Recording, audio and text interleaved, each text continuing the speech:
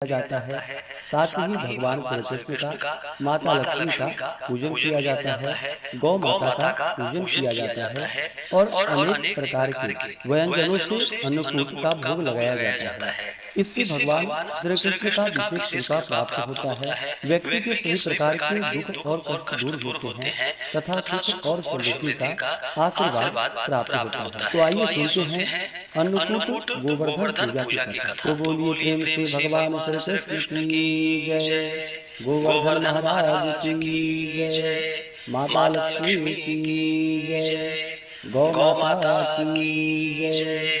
सर्वदेवी देवता की जय। कथा के अनुसार एक बार महर्षि ने ऋषियों से कहा कि कार्तिक शुक्ल प्रतिपदा को गोवर्धन व अन्नकूट की पूजा करनी चाहिए।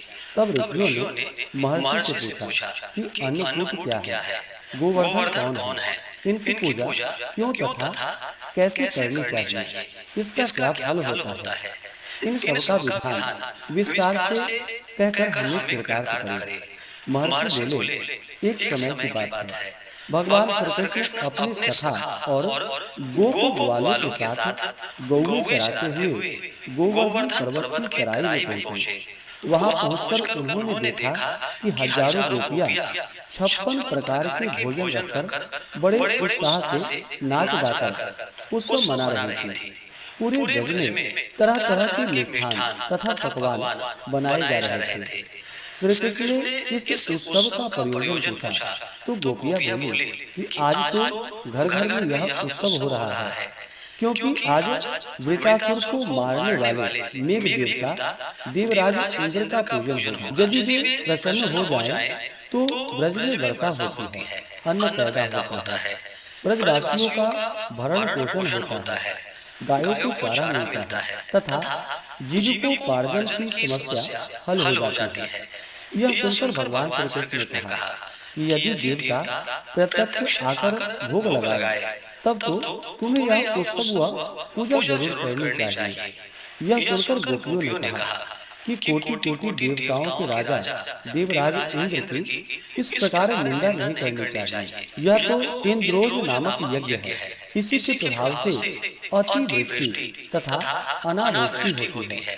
श्री कृष्ण बोले, इंद्र में क्या शक्ति है जो पानी बरसाकर हमारी सहायता करेगा। उससे अधिक शक्तिशाली तो हमारा यह गोवर्धन पर्वत है। इसी के कारण वर्षा होती है। अतः हमें इंद्र से भी बलवान गोवर्धन की पूजा करनी चाहिए। इस प्रकार भगवान श्री कृष्ण के वाद जाल में फंसकर ब्रज में इंद्र के स्थान पर गोवर्धन की पूजा की तैयारी शुरू हो गई। सभी गोप ग्वाल अपने अपने घरों से सुमधुर मिष्ठान पकवान लाकर गोवर्धन की तलहटी में श्री कृष्ण द्वारा बताई गई विधि से गोवर्धन पूजा करने लगे। उधर श्री कृष्ण ने अपने आदिदैविक रूप से पर्वत में प्रवेश करके ब्रजवासियों द्वारा लाए गए सभी पदार्थों को खा लिया। With Perplexity Spaces, we've reinvented the way you can organize information with AI-powered collaboration hubs. को खा लिया, उन सबको आशीर्वाद दिया। सभी ब्रजवासी अपने यज्ञ को सफल बनाकर बड़े प्रसन्न हुए। तभी नारद मुनि इंद्रोज यज्ञ देखने की इच्छा से वहां आए।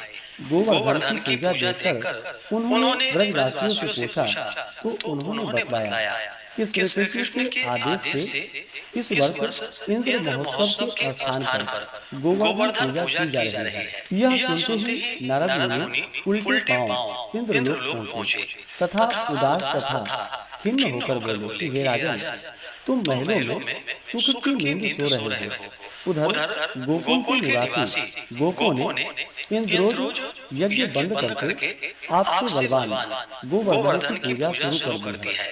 आज से यज्ञ आदि में उसका भाग तो हो ही गया।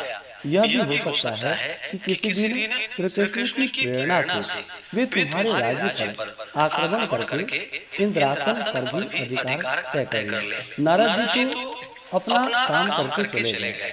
अब इंद्र क्रोध में लाल पीले हो गए।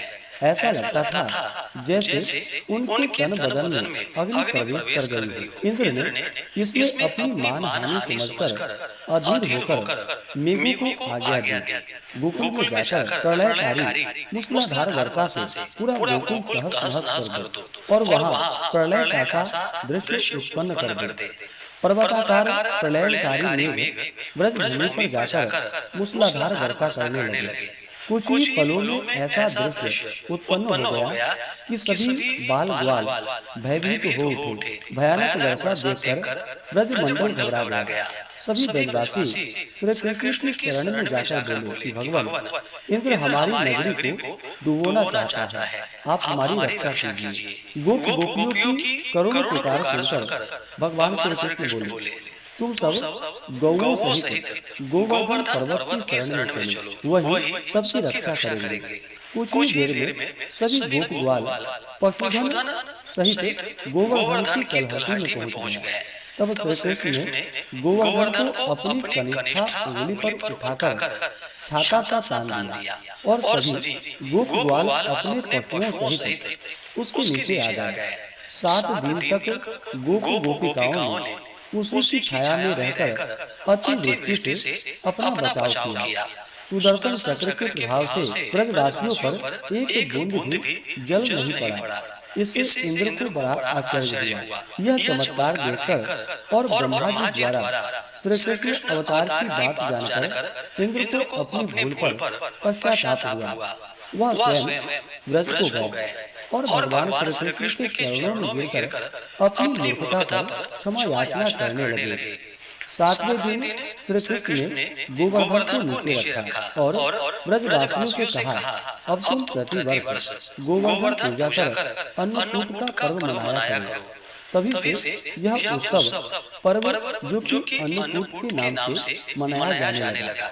तो बोलिए प्रेम से भगवान श्री कृष्ण की जय, गोवर्धन महाराज की जय, गौ माता की जय, माता लक्ष्मी की जय, सर्व देवी देवता की जय। तो आशा करता हूँ यह कथा आपको अच्छा लगा हो।